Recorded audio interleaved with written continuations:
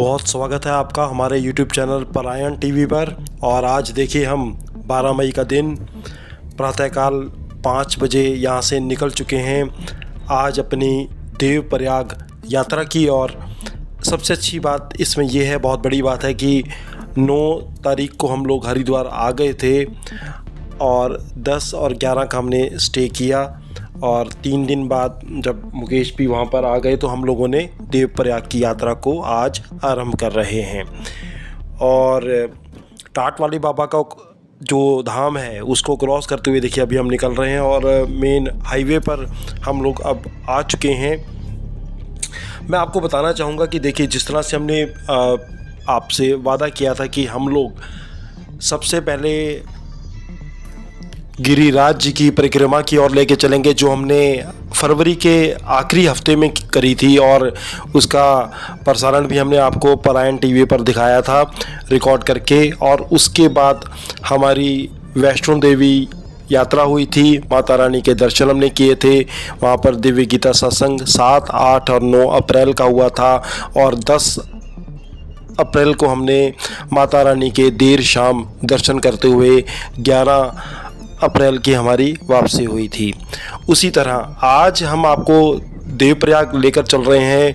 सामने माता मनसा देवी के दर्शन आप लोग कर पा रहे हैं। हम हवाई वे से निकल रहे हैं। देखिए माता मनसा देवी के दर्शन आप इस वक्त कर पा रहे हैं। सुबह का वक्त है, बहुत आनंदित वातावरण, ट्रैफिक इतना नहीं मिल रहा है हमें। और ऐसा हमारे साथ ऋषिकेश तक, जब तक दूसरा हाईवे हमारे साथ अटैच नहीं हुआ तब तक इतना ट्रैफिक हमें नहीं मिला। सुबह का वक्त था। आगे हालांकि जब हम सर्वानंद घाट को क्रॉस किया हम लोगों ने, उसके बाद एक पुल का निर्माण हो रहा था, उस वजह से थोड़ा सा ट्रैफिक ज़रूर हमें मिला है यहाँ पर। लेकिन वैसे ओवरऑल कहें तो ये जो सुबह निकलने का हमारा विचार था वो सफल रहा। जब कभी आपको अपनी कोई यात्रा करनी हो और आपको देखना हो कि आपको बहुत दूर जाना है, जैसे देवप्रयाग हरिद्वार से लगभग 100 किलोमीटर रहता है, तो आप सुबह सुबह इस यात्रा को शुरू करिए। आगे इसकी पूरी जानकारी मैंने वीडियो में दे रखी है। एक आप जब देवप्रयाग के दर्शन करेंगे उसके बाद ये आपको संपूर्ण जानकारी मिल जाएगी। लेकिन अभी क्योंकि हम लोग निकले ही थे और यहाँ पे मेन हाईवे पे, ऋषिकेश हाईवे पर हम लोग निकल रहे हैं। जैन मंदिर भी यहाँ पे निकला है और ये देखिए आप यहाँ पर देख पा रहे हैं। इस तरह से हम छोटे छोटे व्यू को देखते हुए जा रहे थे और वातावरण बहुत ही आनंदित था। देखिए देवप्रयाग में श्री रघुनाथ जी का मंदिर है, मैं आपको बताना चाहूँगा, जहाँ हिंदू तीर्थयात्री भारत के कोने कोने से आते हैं। अभी फ़िलहाल यहाँ पर देखिए ट्रैफिक, अभी जैसे मैंने आपको बताया था कि वो एक पुल का निर्माण हो रहा था, उसकी वजह से हमें ये ट्रैफिक मिल रहा है। लेकिन आगे आकर ये ट्रैफिक बिल्कुल ना के बराबर ही हो जाएगा। देखिए देवप्रयाग की खास बात यह है कि अलकनंदा और भागीरथी नदियों के संगम पर बसा है। यहीं से दोनों नदियों की सम्मिलित धारा गंगा कहलाती है।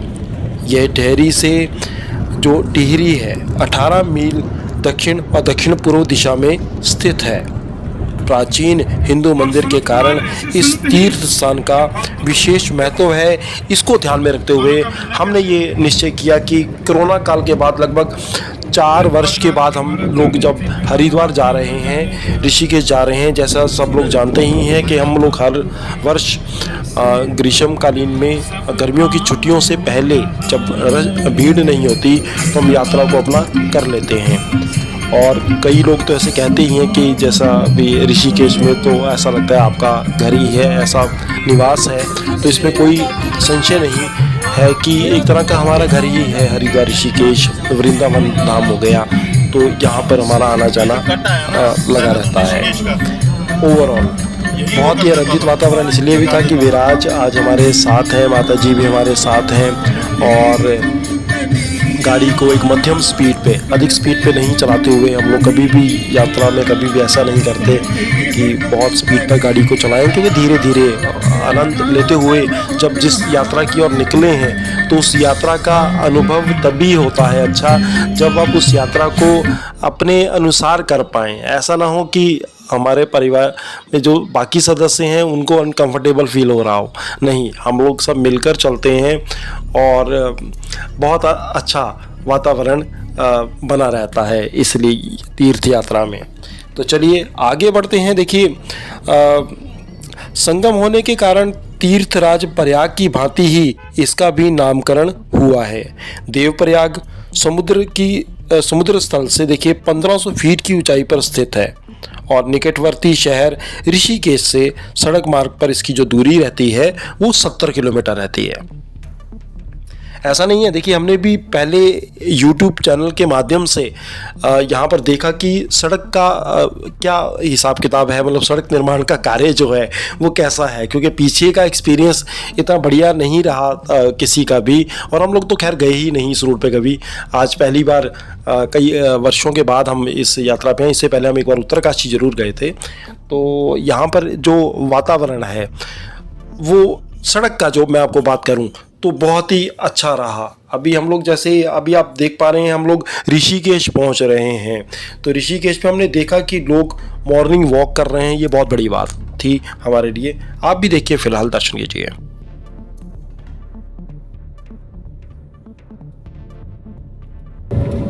देखिए टाइम अभी 5:45 हुआ है और ट्रैफिक ऋषिकेश में एंटर हम कर रहे हैं। ना के बराबर ट्रैफिक है, लोग वॉक करते हुए हमें दिख रहे हैं, मॉर्निंग वॉक करते हुए। बहुत अच्छे, ऐसा होना भी चाहिए, कम से कम कुछ फ़ायदा तो उठाएं ऐसे रूट्स का। देखिए बहुत ही अच्छा अनुभव हमें होने जा रहा है, क्योंकि बहुत दिनों बाद हम अपनी कार पे इस यात्रा को कर रहे हैं और अब थोड़ी ही देर में हम लोग लक्ष्मण झूला को क्रॉस कर जाएंगे। देखिए आप ये देखिए, आप ध्यान से देखिए कैसे वॉक हो रही थी यहाँ। हवा देखो बाहर कैसे चल रही है।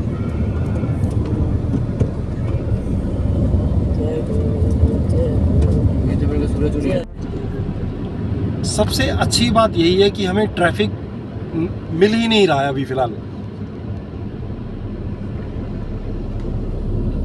कुछ लोग दिख रहे हैं जो वॉक कर रहे हैं, मॉर्निंग वॉक, और हम लोग इस हरियाली का आनंद लेते हुए आगे बढ़ रहे हैं।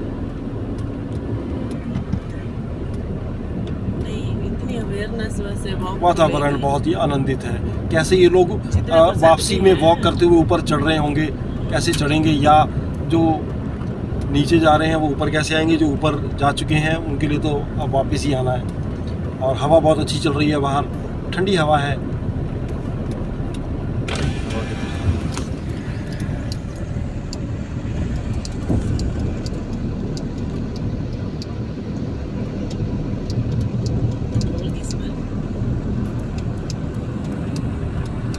In 300 meters, turn right onto Rishikesh, Chamba, Teri Road. और आखिरकार यहाँ से हमारा रूट देखिए टी पॉइंट आया और हम Continue on Rishikesh, Chamba, Teri Road for 1 kilometer.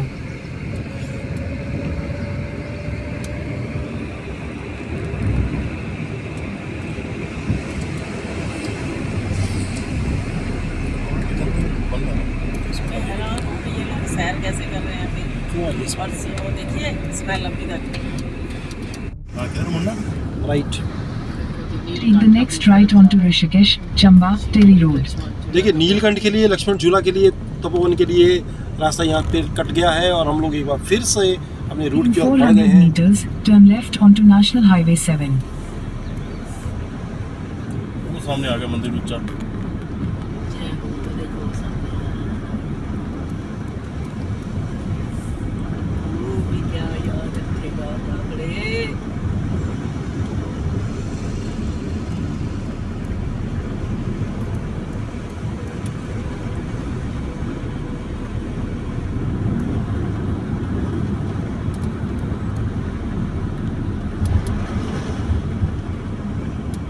Take the next left onto National Highway 7.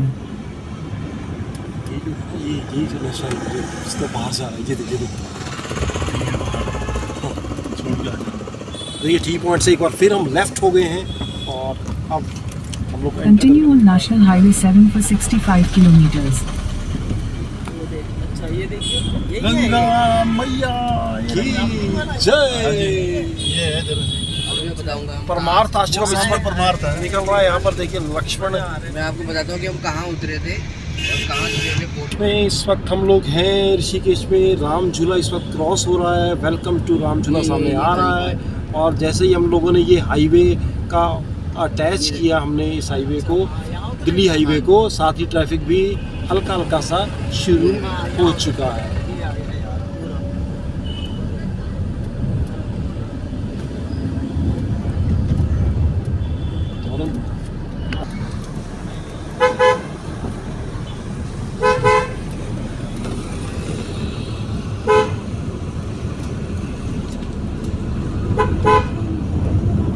Ram झूला ले इधर देखो मैं नहीं राम झूला हम आते होते थे, वही है ना? हाँ जी वही है भैया। हाँ जी वो मंदिर परमार वहाँ पे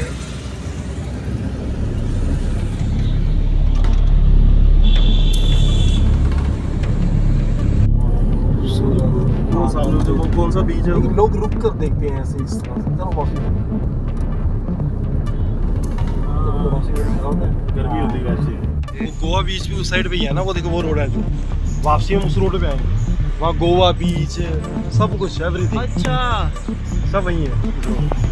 वो दिखाऊंगा बीच में जगह रोड कट।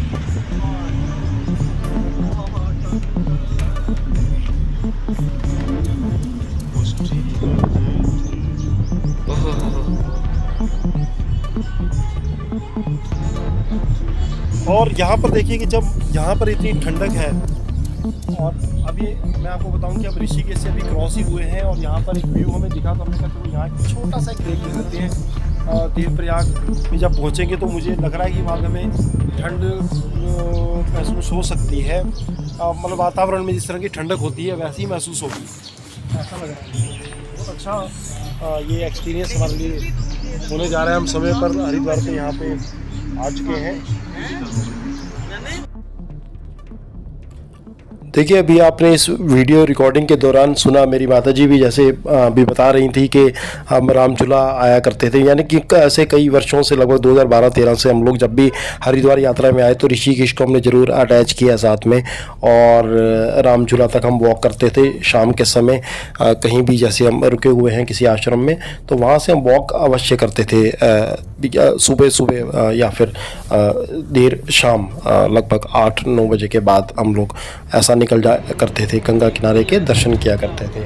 अभी यहाँ के व्यू बहुत अच्छे आ रहे थे और ये बहुत ही आनंदित वातावरण होता जा रहा था। मैप वाली आंटी विराज को, मैप वाली आंटी साथ साथ हमारा साथ दे रही थी, बता रही थी। जब उनको बोला उसने कि भी अब फाइनल किलोमीटर अब आपको कंटिन्यू करना है 60 किलोमीटर, उसके बाद फिर हमने उनको विराम दे दिया और आगे का रूट हमें पता ही था। यहाँ पर ये देखिए शिवपुरी आ रहा है, ये शिवपुरी जहाँ से जो ये सब लोग राफ्टिंग करते हैं, और भी कई लोग सोसाइटी के यहाँ पर आज पहुँच रहे हैं। जब ये वीडियो मैं अपलोड करने जा रहा हूँ, दोनों ने बताया कि हम लोग यहाँ पर केदारनाथ धाम की यात्रा पे वो लोग निकल गए हैं, उन्होंने राफ्टिंग भी करी है आज सुबह यहाँ पर। तो चलिए आगे देखते रहिए इस वीडियो को। देखिए विराज यहाँ पर बहुत खुश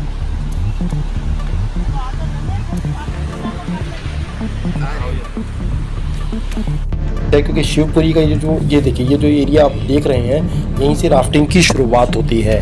जो एक बड़ी राफ्टिंग अगर आपको करनी है तो ये बहुत ही साफ़ सुथरा आनंदित वातावरण था। हवा बहुत ठंडी थी। माता जी को आप सुन पाएंगे, बता रही हैं कि विराज को जल्दी से अंदर लाओ भाई, उसे वो ना हो। लेकिन ओवरऑल बहुत ही मज़ेदार सफ़र का हम आनंद ले रहे थे, इस यात्रा का आनंद ले रहे थे। आप भी जब आएँ तो कोशिश करें कि भागदौड़ नहीं करें, समय पर निकलेंगे तो भागदौड़ नहीं होगी, जिसकी वजह से आप स्पीड पर नहीं चलाएंगे तो उस वातावरण को महसूस कर पाएंगे, आत्मसात कर पाएंगे। जब बहुत ही आनंदित लगता है आपको खुद, बहुत ही ऐसा लगता है कि हम कहाँ पर आ गए हैं, किस स्वर्ग में हम लोग आ गए हैं। तो ऐसा प्रतीत होता है जब आप स्पीड पे नहीं चलते, आराम से इस वातावरण को आनंदित तरीके से, इसको यूँ कहूँ को कहें कि एंजॉय कर पाएंगे आप लोग इस वातावरण को। हालांकि सरस और वृंदा नहीं थे हमारे साथ, क्योंकि उनको ये वादियाँ बड़े बड़े पहाड़ लगती हैं, अभी फ़िलहाल छोटे हैं तो उसको ये अभी उस तरीके से नहीं एंजॉय करते हैं बच्चे। उनको लगता है कभी ये पहाड़ ख़त्म होंगे, हमें तो सिर्फ स्नान करना है। तो उनको इसलिए हमने, उनके एग्ज़ाम भी थे तो अभी उनको स्थगित किया। नेक्स्ट जो मंथ है उसमें एक यात्रा हमारी होने जा रही है, तो वो ज़रूर उसमें शामिल रहेंगे क्योंकि केवल हरिद्वार तक है। देखिए हम लोग प्रयाग पहुंच चुके हैं, देवप्रयाग यहाँ पर पहुंच गए हैं हम लोग। देवप्रयाग का ये देखिए आप, यहाँ पर भागीरथी नदी को, भागीरथी एक तरह का भागीरथी मैया को दिखाया जा रहा है। आप भी दर्शन कीजिए। और ये देखिए यहाँ से वो संगम स्थली है ये, जहाँ मैं आपको दिखा पा रहा हूँ। और बहुत जल्द हम वहाँ पर पहुँच रहे हैं और फिर हम लोग वहाँ पर अवश्य स्नान करेंगे। आप दर्शन कीजिए। देखिए एक ख़ास बात थी कि हमारे साथ भोजन प्रसाद की व्यवस्था थी। हम लोगों ने मटर पुलाव और साथ में मिक्स वेज और चपातियाँ साथ में लेकर आए थे, तो ये ताकि हम लोग यहीं पर स्नान के बाद उस भोजन को ग्रहण करेंगे। और अभी देखिए आप किस तरह से भागीरथी मैया की आवाज़ को महसूस करिए।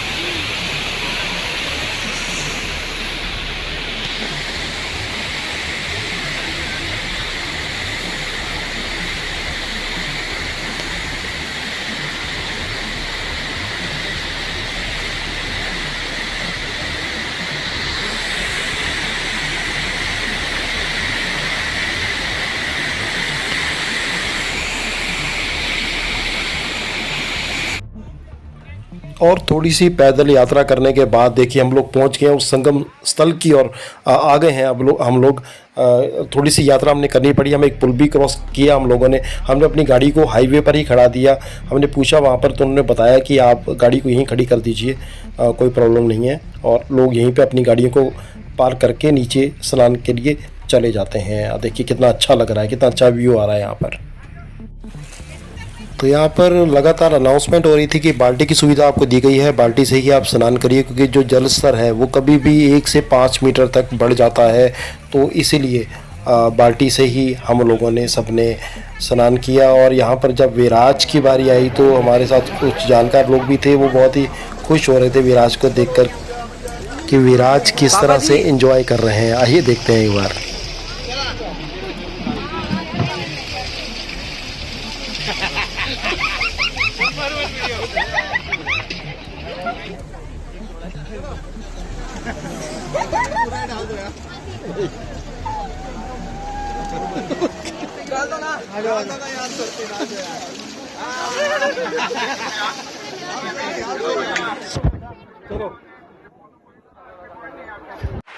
देखिए इस वक्त हम देवप्रयाग में हैं और सबसे बड़ी बात ये है कि यहाँ पर विराज, मुकेश और माता जी मेरे और हम लोग यहाँ पर आए हैं। बहुत ही आनंदित वातावरण यहाँ का रहा क्योंकि हम लोग सुबह के वक्त 5 बजे हरिद्वार से थे और लगभग 6 बजे हमने ऋषिकेश अपना लक्ष्मण झूला क्रॉस कर लिया। उसके बाद का वातावरण बहुत ही अच्छा रहा। हम लोग यहाँ पर 8:30 बजे देवप्रयाग में पहुँच गए। जल्दी पहुँच सकते थे लेकिन गाड़ी को हमने धीरे धीरे चलाया। उसका कारण एक ये था, माता जी ने बोला कि गाड़ी को धीरे चलाओ, फ़ायदा नहीं रास्ते में उनकी तबीयत ख़राब हो, ऐसा कुछ हो तो आराम से आए। बहुत लोग ऐसे भी हैं जो बहुत तेज़ आ जाते हैं, लेकिन ऐसी कोई बात नहीं है। लेकिन मैं आपको एक बात बता देना चाहता हूँ, आप ध्यान दीजिएगा कि हम लोगों ने एक टीम वर्क के तहत इस यात्रा को सफल बनाया। कैसे, कल जैसे योजना पहले से ही तैयार थी हम लोगों की, तो हम लोगों ने जो हमारा सबसे मुख्य वो है कि भोजन प्रसाद, वो हमारा मेन हमारा टॉनिक है जिसकी वजह से हम लोग अपनी यात्रा को सफल बना पाते हैं। लेकिन अपनी यात्रा को सफल बनाने के लिए हम लोगों ने हमेशा से ही भोजन प्रसाद को हमेशा पहले से ही, कोरोना से पहले ही मान्यता दी हुई है कि घर का भोजन ही, सात्विक भोजन ही हम ग्रहण करते हैं। जिसकी वजह से हमारी यात्रा जो है वो लगभग इसी कारण से, क्योंकि जब पेट ठीक रहेगा, गला ठीक रहेगा तो आपकी यात्रा लगभग मानिए कि सफल ही रहेगी। दूसरा ये है कि टीम वर्क, हम 4 लोग आए तो चारों लोगों ने अपनी अपनी एक भूमिका को निभाया।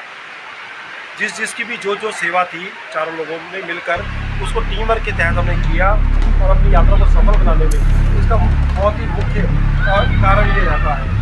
और जहाँ तक बच्चों का सवाल है, मैं बच्चों के लिए कहूँगा कि बच्चों को देव प्रयाग तक आप ला सकते हैं तो आप ले आइए, कोई प्रॉब्लम नहीं है। देव प्रयाग तक लाने में बच्चों को अपनी गाड़ी में आ जाइए, आसानी से आप आ जाएंगे। देव प्रयाग बहुत पास पड़ता है ऋषिकेश से, यहाँ पर आप बच्चों को भी लेकर आ सकते हैं। लेकिन यात्रा को सफल बनाने के लिए आप उसका समय निर्धारित करिए। जैसे अब हम लोग 10:30-11 बजे के आसपास यहाँ से फ्री हो चुके हैं, वापसी हम त्रिवेणी घाट रुकेंगे और ऐसा विचार परमार्थ आश्रम या स्वर्ग आश्रम में हमारा रुकने का विचार है। ये तभी हो पाया कि हम लोग आप अपना ब्रेकफास्ट भी कर चुके हैं और तैयार हैं वापसी की यात्रा के लिए। ये तभी होगा जब आप सुबह 5 से 6 बजे निकल लें। कोई भी सीजन हो, जितना मर्जी रश हो, अगर आप सुबह निकल पाएंगे तो आपकी यात्रा सफल होगी। जय गंगे। तो इस तरह से देखिए गिरिराज जी की परिक्रमा हमने फरवरी में करी और उसके बाद माता रानी जी के दर्शन किए हमने अप्रैल में, और आज हम लोग मई में हम लोगों ने आपको आज दिखा रहे हैं देव प्रयाग कि आपको संगम स्थली के दर्शन करा रहे हैं। उनको होता होगा ट्रैफिक नहीं है वहाँ पे, सांस से चलते रहो आराम से शांति से। नहीं रोड वैसी नहीं है ना कि चलते रहो शांति से। नहीं वैसी है रोड, क्या है क्या साफ दिख रही रोड आपको? बहुत साफ ही है। इतने बीच में पत्थर मिट्टी होंगे ना। देखिए विराज ने ऐसी कई वीडियो देखी हैं जिसमें उसको लगता है कि सामने जो सड़क है उसमें निर्माण कार्य अभी अधूरा होगा, तो अपने व्यूज़ बता रहा है वहाँ पर। हमारी अगली वीडियो में आप त्रिवेणी घाट के दर्शन करेंगे ऋषिकेश में। बोलिए गंगा मैया की जय।